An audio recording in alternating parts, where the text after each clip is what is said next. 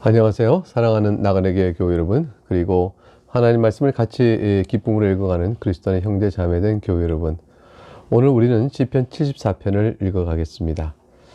악인이 무서운 공격으로 도전해 옵니다. 그리고 그 공격을 막아내지 못해서 거의 파멸에 이르게 된 지경이 이르렀다면 우리는 하나님께 어떻게 기도할까요? 그런데 그것이 하나님의 성소마저도 유린당할 지경이 되었다면 어떻게 우리가 하나님께 기도할까요? 하나님의 도우심을 물론 간구해야겠죠.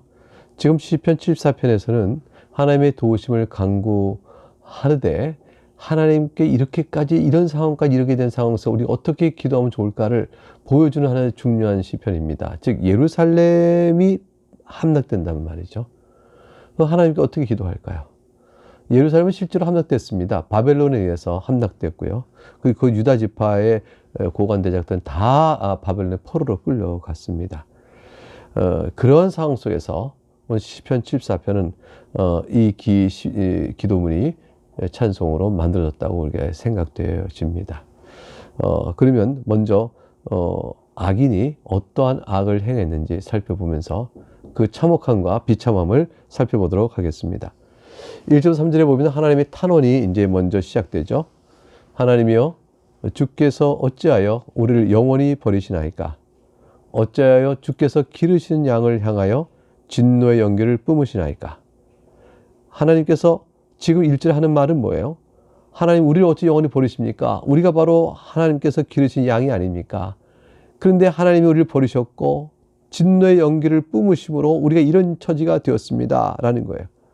지금 예루살렘이 멸망하게 된 상황 속에서 이 시편 기자는 하나님이 우리를 버리신 것이다, 또 우리를 향하여 진노의 연기를 품으신 것이다, 이렇게 해석하고 있어요. 그러니까 하나님께서 원수들 통하여 예루살렘이 멸망에 이르기까지 하신 일은 바로 우리를 향한 하나님의 진노의 연기다, 이렇게 해석하고 있는 것이죠. 그러니까 이건 원수들이 예루살렘을 멸망하고 있지만 원수들을 도구로 써서 우리를 징계하시고 우리를 벌하시는 것이라고 생각하고 있는 것이죠. 2절 보죠. 옛적부터 얻으시고 속량하사 주의 기업의 지파로 삼으신 주의 회종을 기억하시며 주께서 계시던 시온산도 생각하소서. 그러므로 이제 그렇게 되질 때 하나님이 우리를 저 원수의 손을 들어서 우리를 징계하신다고 생각할 때 우리가 하나님께 나갈 기도할 것은 뭐냐면, 하나님, 우리가 하나님 앞에서 하나님의 자녀 아닙니까? 하나님의 기업의 지파가 아닙니까? 라고 하나님과의 관계를 기억하고, 하나님이 과거에도 우리가 허물했을 때 우리를 속량하여 주지 않으셨습니까? 주의 회중을 기억하옵소서, 시온산도 생각해 주옵소서라고 호소하는 거죠. 하나님과의 관계에 대한 과거의 언약과 베푸셨던 은혜를 기초로서 하나님의 관계를 들고 하나님께 호소할 수밖에 없어요. 3절, 영구히 파멸된 곳을 향하여 주의 발을 옮겨 놓으소서, 원수가 성소에서 모든 악을 행하였나이다. 그래서 하나님이 하시는 일이요 우리를 향한 징계를 할지라도 원수의 악함을 놓고 하나님과 우리 사이의 관계를 기억하시사 우리를 도와달라고 얘기할 수밖에 없는 겁니다. 그러니까 우리가 이제 하나님이 징계를 받는다고 쳐봐요. 그럴 때도 마찬가지 기도가 됩니다. 하나님, 이것이 하나님께서 저의 죄악을 인하여 저에게 내리신 징계인 줄 아옵나이다. 하나님께서 우리를 벌하시려고 이렇게 행하셨사오니 우리가 고통 속에 있습니다. 그러나 하나님 아버지, 제가 하나님의 자녀요 그리스도 안에서 주를 믿는 자가 아닙니까?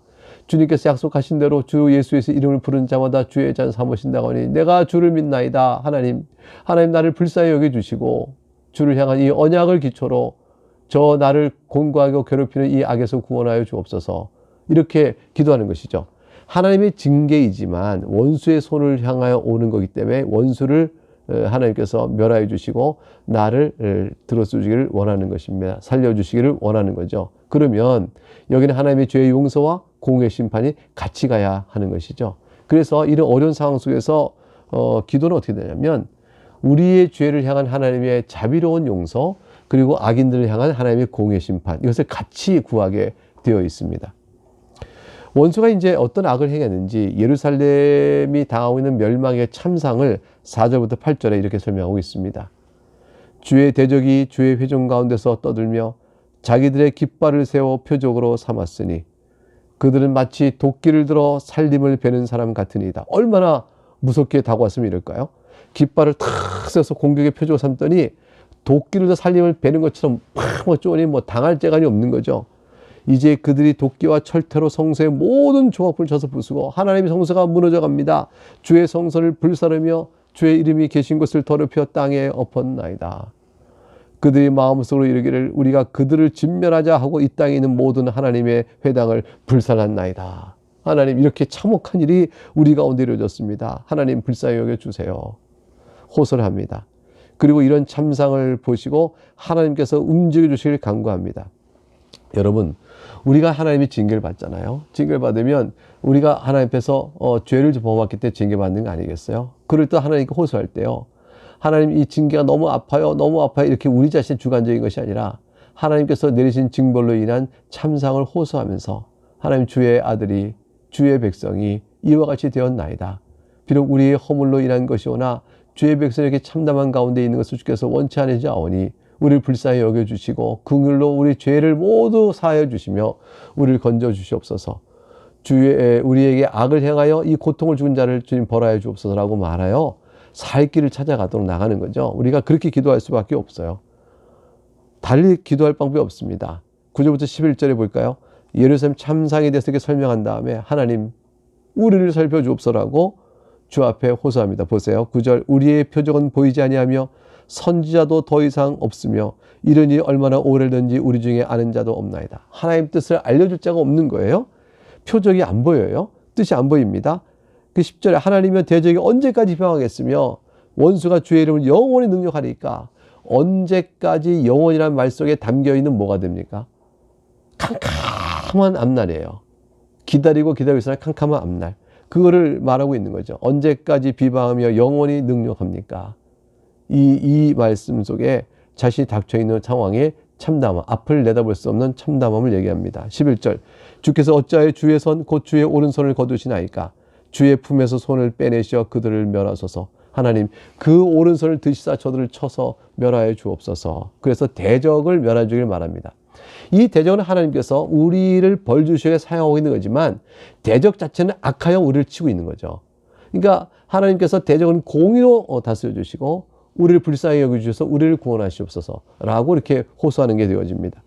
그래서 17절 가게 되면 하나님이 우리 원수들을 멸하시기를 간구하며 하나님께서 이전에도 이런 일들을 어떻게 행하셨는가, 우리를 불쌍히 여기셨는가를 돌이켜보며 회고합니다. 12절, 하나님은 예로부터 나의 왕이시라 사람에게 구원을 베푸셨나이다.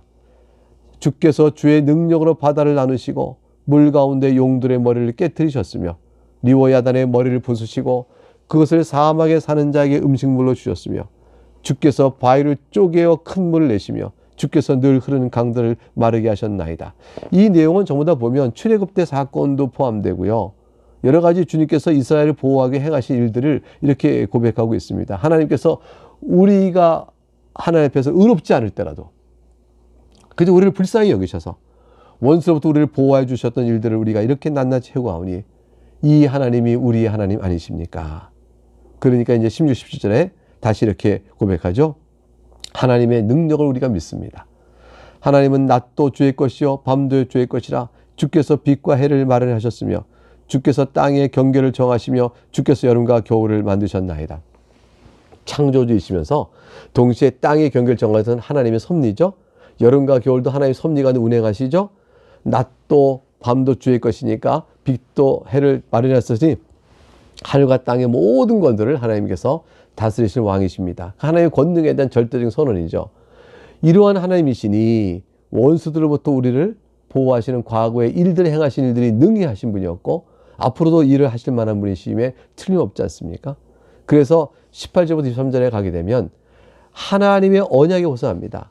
자, 징계받는 자가 호소할 게 하나님과의 언약이라니까요. 우리가 하나님께 징계를 받더라도 예수 그리스도 안에서 하나님이 자녀 삼으시는 믿음의 약속, 그걸 붙드는 것밖에 없어요. 그리고 주의 이름을 신성 모독하는 자를 괴멸하시고 우리를 치면서 세상에 우리가 믿는 하나님마저도 저들 공격해 오는 거죠. 이래서 악인은 스스로 하나님 앞에 몽둥이로 사용받지만 그들이 또한 멸망을 받습니다. 하나님께서 우리를 징계하시기 위해서 악인들을 들어 수단을 쓰신다 할지라도 저들이 적당한 상태에 머물러야 되는데 저들은 그것을 기회로 삼아서 우리가 믿는 하나님까지 욕되게 하고 공격해 오는 거죠. 그리고 악의 악을 행하여 저들 스스로 멸망을 당할 일을 머리에 쌓아두게 되는 겁니다. 우리는 하나님 앞에서 호소하게 되는 거죠. 하나님, 저들이 하나님의 이름을 신성모독합니다. 그러니 저들의 악을 멸하시고 우리를 불쌍히 여겨 구원하옵소서. 우리가 죄인입니다. 그러나 하나님의 자비를 호소합니다. 이렇게 나가게 되는 거죠. 오늘 그렇게 되는 거예요. 예루살렘 멸망했을 때 이 시편의 기도가 바로 그렇게 되어집니다. 18절, 여호와 이것을 기억하소서. 원수가 주를 비방하며 우매한 백성이 주의 이름을 능욕하였나이다. 신성모독이에요. 이게 바로 이제 그들이 수단으로 쓰이겠는데 자신들의 힘으로 이것을 누르고 있는 줄 알고 자신의 힘으로 여호와를 이기고 있는 줄 알고 그들이 교만하여 악을 행합니다. 19절, 주의 맷비둘기의 생명을 들짐승에 주지 마시며 주의 가난한 자의 목숨을 영원히 잊지 마소서. 이스라엘을 지켜달라는 것이죠. 20절, 그 언약을 눈여겨보소서. 무릇 땅의 어두운 곳에 포악한 자의 처소가 가득하나이다. 하나님, 맷비둘기 같은 우리, 가난한 자 같은 우리 처지를 기억해 주옵소서. 우리와 함께 언약을 맺지 않으셨습니까? 이제 21절, 학대받은 자가 부끄러이 돌아가게 하지 마시고 가난한 자와 궁핍한 자가 주의 이름을 찬송하게 하소서. 학대받은 자, 가난한 자, 궁핍한 자, 또 앞에 나와 있는 가난한 자, 이 전부 다 하나님의 이름을 부르는 연약한 자들, 하나님의 도우심을 의지하는 자들이죠. 이런 모든 자들을 부끄러이 돌아가게 하지 마시고 지금 목숨을 영원히 잊지 마소서. 하나님을 찬송합니다. 22절, 하나님이여 일어나 주의 원통함을 푸시고 우매한 자가 종일 주를 비방하는 것을 기억하소서 그랬어요. 우매한 자, 원수들입니다.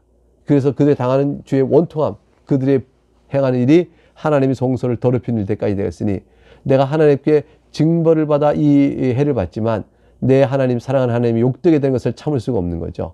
여기서 우리의 신앙이 드러납니다. 13절, 주의 대적들의 소리를 잊지 마소서. 일어나 죽게 한가는 자의 떠든 소리가 항상 죽게 상달되나이다. 그러므로 원수들의 그 세력의 큼을 다시 한번 상기시키며 하나님 앞에 탄원합니다. 하나님, 어찌 우리를 버리시나이까? 우리 기르신 양을 향해 진노의 연기를 뿜으시나이까? 하나님께 우리에게 향한 이 모든 원수들의 행동은 우리에게 진노의 연기를 우리에게 뿜으시고 우리를 버리시는 것과 같아이다. 이 탄식하면서 이제 하나님께 도움을 간구했습니다.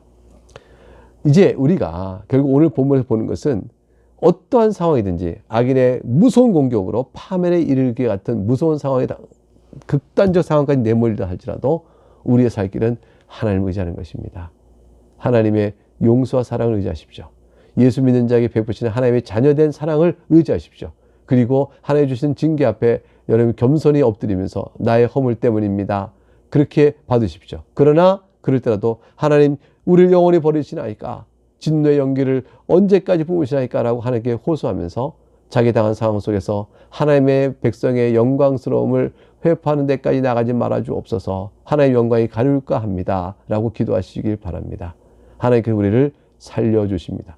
예루살렘 참상 가운데 다 바벨론의 포로 무너졌지만 하나님은 그때는 하나님께서 바벨론의 힘에 눌린 듯 자기 백성을 지켜주지 못하신 것 같지만 그러나 약속한 때가 되면 바벨론부터 포로로부터 풀려나 예루살렘으로 돌아오게 되어집니다. 하나님은 그의 작전과 계획대로 움직여 가십니다. 그렇게 됨으로 인해서 이 하나님의 구원 역사는 훗날 이스라엘 자체가 하나님의 그 참 교회가 아니요, 육적 이스라엘 교회가 아니요, 영적 이스라엘, 참으로 주의 이름을 부른 자들이 참된 이스라엘이요 교회인 것을 보여준 그러한 구원사적인 맥락에서 이들의 오늘의 고통을 사용하시게 되어집니다. 하나님께서 그렇게 하시는 줄 알고 오늘 본문의 말씀을 생각하면서 주 앞에 또한 깊이 소리내어 기도하면서 엎드리고 믿음 안에 든든히 서가신 여러분 될 수 있기를 주의 이름으로 축복합니다.